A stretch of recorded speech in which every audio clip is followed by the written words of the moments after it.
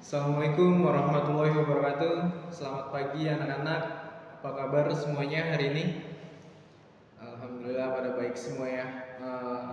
Sebelum Bapak memperkenalkan diri dan memulai pembelajaran kali ini, Bapak ingin absensi ngecek nama kalian yang hadir dan tidak hadir ya pada hari ini. Untuk yang pertama ini di sini ada Abid Atari Asfar masuk. Terus selanjutnya ada Ahmad Banu Surawan ya masuk. Oke, terus ini ada Ahmad Sapei ya masuk. Yang terus ada Ahmad Fawaid Asmi. Oke, masuk.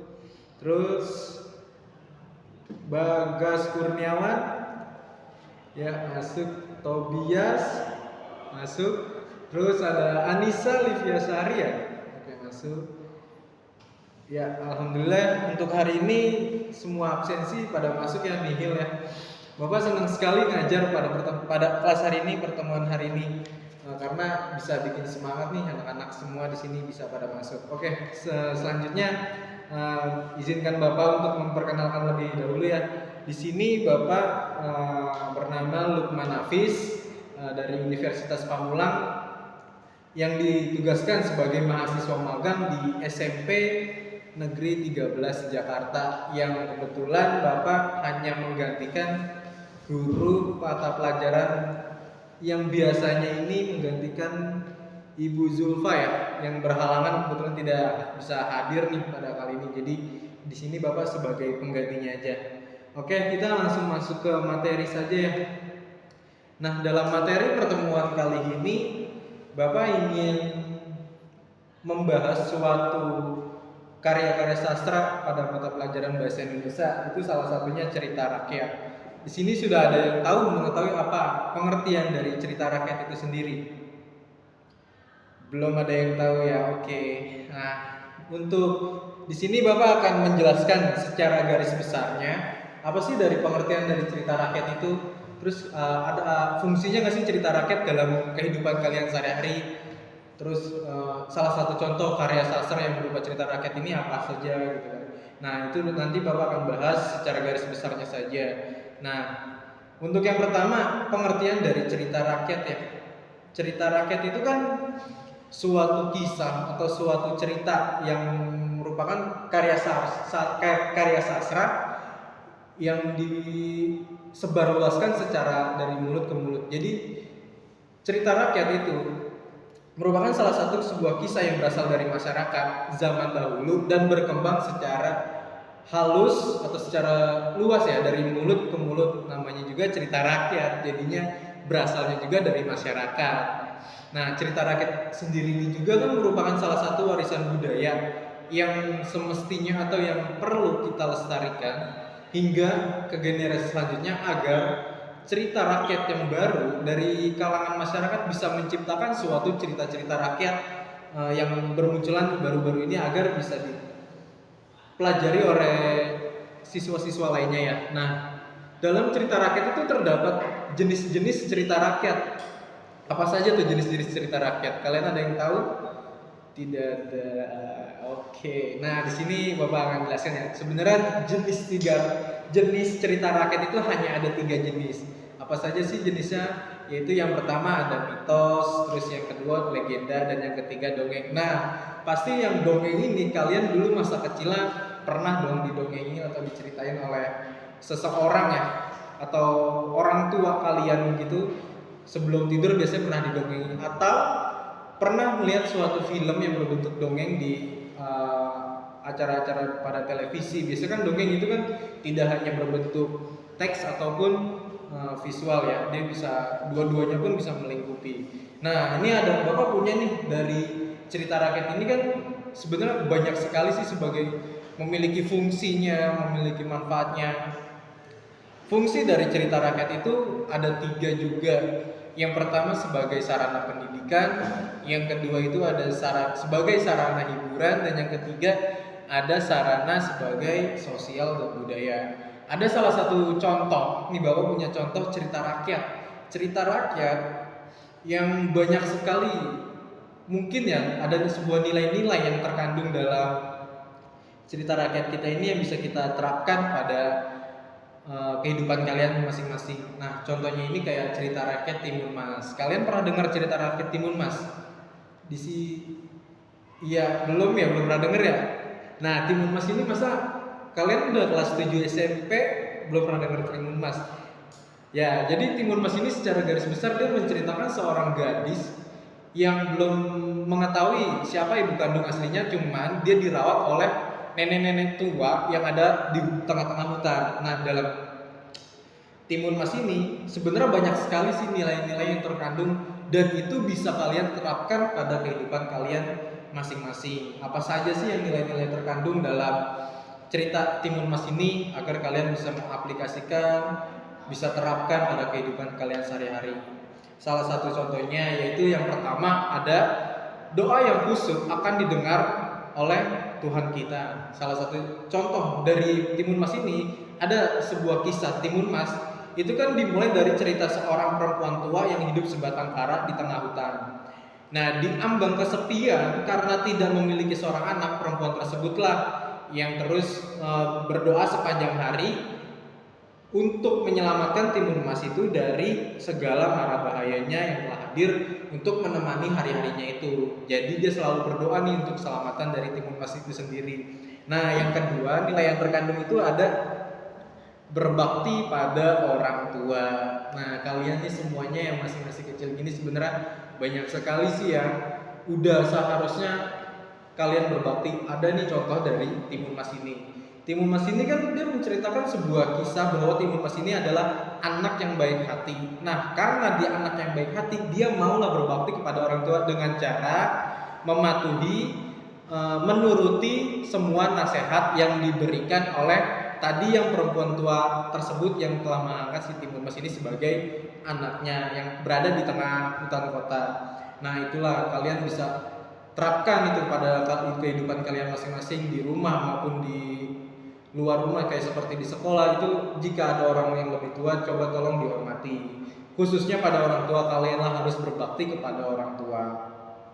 Nah, yang ketiga dalam cerita Timun Mas ini nilai yang terkandungnya yaitu sifat pemberani adalah karakter penting yang harus dimiliki pada setiap jiwa manusia. Karena dari cerita Timun Mas ini, ketika menghadapi sebuah raksasa yang dikenal sebagai Buto Ijo, dia yang ingin memakannya, Timun Mas itu waktu berumur 17 tahun, nyatanya Timun Mas yang merupakan gadis cantik ini berhasil mengalahkan raksasa karena dia mempunyai sifat yang pemberani. Jadi yang bisa kalian ambil atau yang bisa kalian terapkan untuk kehidupan kalian masing-masing ini sehari-harinya, yaitu jika kalian punya sifat pemberani, terus kalian dilecehkan atau kalian tidak berbuat salah, intinya kalian berada posisi yang benar. Harus berani melawan semua agar kalian tidak dijatuhkan atau dilecehkan kembali oleh orang tersebut. Nah, yang keempat dalam cerita Timun Mas ini, itu kan ada memecahkan masalah dengan cerdas dan tanggap. Nah, itu poinnya sebagai nilai yang mungkin bisa diterapkan pada kehidupan kalian.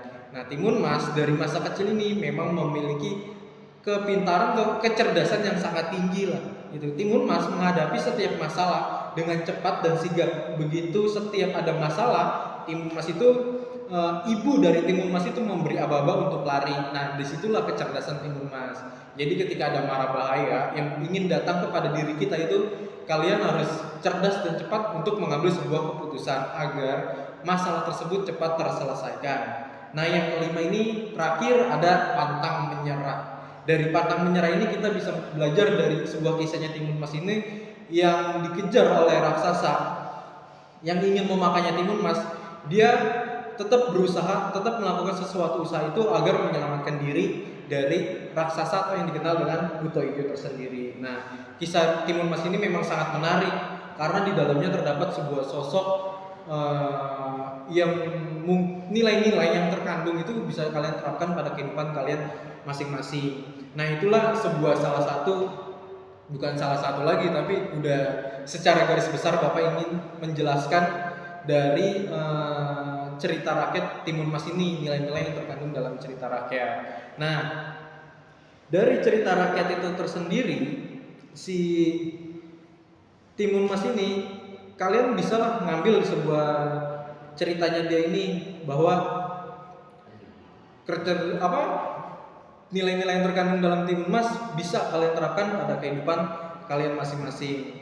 Nah, untuk berikutnya ini kan Bapak sudah menjelaskan secara garis besar dari nilai-nilai terkandung dalam cerita rakyat. Nah, kalian di sini Bapak minta kalian mencari sebuah cerita rakyat dari khususnya yang ada di Indonesia, cerita rakyat, lalu kalian buatlah catatan kecil untuk mencari nilai-nilai yang terkandung dalam cerita rakyat yang kalian cari. Jadi tugasnya Bapak minta sekarang pukul 8 pagi ya udah setengah jam mungkin cukup ya untuk kalian kerjakan. Bapak minta setengah 9 sudah kelar dan dikumpulkan pada meja Bapak di sini ya. Nah, jadi tugasnya Bapak minta kalian mencari cerita rakyat khususnya yang ada di Indonesia dan kalian buat catatan kecil tentang nilai-nilai yang terkandung saja dalam cerita rakyat itu ya. Nah, itu nanti setengah 9 Bapak tunggu dan kalian kumpulkan di meja Bapak. Oke. Ya, paham semuanya ya tugas saya. Ya udah, silakan kalian kerjakan dan setengah 9 udah dikumpulkan. Oke.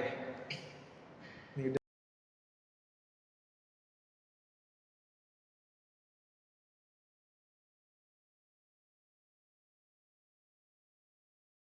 Oke, semuanya. Sekarang sudah pukul setengah 9 ya teman-teman, adik-adik semuanya. Jadi untuk tugas yang tadi Bapak berikan sudah selesai semuanya kan? Iya, oke. Untuk ketua kelas, coba kalian ambilin nih tugas-tugasnya lalu kumpulkan ke meja Bapak agar biar semuanya tidak pada maju, kalian ketua kelas yang mewakilkan saja. Nah, dari semuanya ini ntar Bapak akan membuat penilaian buat nilai tugas ya, nilai tugas. Nah, terus karena udah sekarang pukul setengah 9 lewat, mungkin mata pelajaran pertemuan kali ini Bapak rasa sudah cukup jelas ya untuk anak-anak semuanya ya, untuk cerita rakyat. Nah, jadi pelajaran yang bisa ditarik kesimpulan pada pertemuan hari ini itu kan mengenai nilai-nilai yang terkandung dari cerita rakyat khususnya yang ada di Indonesia ya. Nah, emang biasanya dalam cerita rakyat itu selalu mengandung sebuah amanat, pesan-pesan moral yang mungkin bisa Anda terapkan. Jadi di sini cobalah kalian sering-sering membaca sebuah cerita rakyat khususnya yang ada di Indonesia ini, kalian baca terus kalian terapkan pada kehidupan masing-masing dan kalian ambil salah satu hikmah, salah satu contoh yang positif itu agar kalian bisa membawa kehidupan kalian lebih baik lagi. Yang dari cerita rakyat itu kalian terapkan, dari situlah cerita rakyat mungkin dari karya sastra inilah sangat-sangat dari cerita rakyat ini benar-benar sangat-sangat bisa kalian tiru atau sebagai kalian ini, atau bahkan jika kalian ingin menciptakan sebuah karya sastra berupa cerita rakyat yang dongeng ini, itu juga kalian bisa dipersilakan karena menuangkan ide itu kan salah satu hak kita ya, tidak bisa diganggu-gugat gitu. Nah, itu saja pertemuan untuk hari ini. Nah, Bapak minta kalian kerjakan di rumah tentang masih dalam tema cerita rakyat. Cuman Bapak minta kalian buka halaman buku paket di bab 3 itu halaman 45 mengenai unsur intrinsik dalam cerita rakyat. Nah, di situ sudah jelas ya. Jadi Bapak minta kalian kerjakan di rumah. Yang jelas itu ada contohnya bab 2 ya. Tadi bab 3 mengenai cerita rakyat unsur intrinsiknya itu kan ada di halaman 47 cerita rakyatnya itu, terus di bawahnya ada analisisnya tuh tentang unsur intrinsik. Jadi kalian di sini kan SMP bisalah memahami unsur-unsur intrinsik yang terdapat dalam unsur intrinsiknya. Nah, kalian kerjakan kalian cari dulu di Google atau searching di mana aja, kalian bisa mencari cerita rakyat lainnya, contoh lainnya. Terus lalu kalian cobalah analisis bentuk unsur intrinsik itu. Nah, dalam unsur intrinsik biasanya itu kan terdapat kayak tema, terus alur, tokoh penokohan, sudut pandang, dan amanat. Nah, tapi Bapak minta kalian cuma minta dari 3 unsur intrinsiknya aja dalam cerita rakyat. Yang pertama itu tema dari cerita rakyat yang kalian cari. Yang kedua kalian mencari tokoh dan penokohan. Tokoh, misalkan tokoh A memiliki watak seperti ini, tokoh B memiliki watak jahat, atau seterusnya seperti itu. Nah, terus yang ketiga, kalian coba cari amanatnya, apa yang disampaikan dalam cerita rakyat yang kalian cari itu. Itu untuk tugasnya untuk dikumpulkan pertemuan berikutnya. Nah, untuk pertemuan berikutnya, Bapak ingin membahas tentang unsur-unsur ekstrinsiknya, unsur-unsur ekstrinsik dalam sebuah film atau karya-karya sastra yang berbentuk film lah, pokoknya itu nanti pertemuan berikutnya akan Bapak bahas seperti itu. Nah, Bapak rasa sudah cukup ya pertemuan kali ini. Ada yang ingin ditanyakan pada materi hari ini? Ya, sudah cukup ya berarti. Nah, untuk pertemuan hari ini Bapak rasa sudah cukup. Kita tutup dengan berdoa ya. Untuk mengakhiri pertemuan kali ini, berdoa dengan keagamaan dan kepercayaan masing-masing. Berdoa dimulai.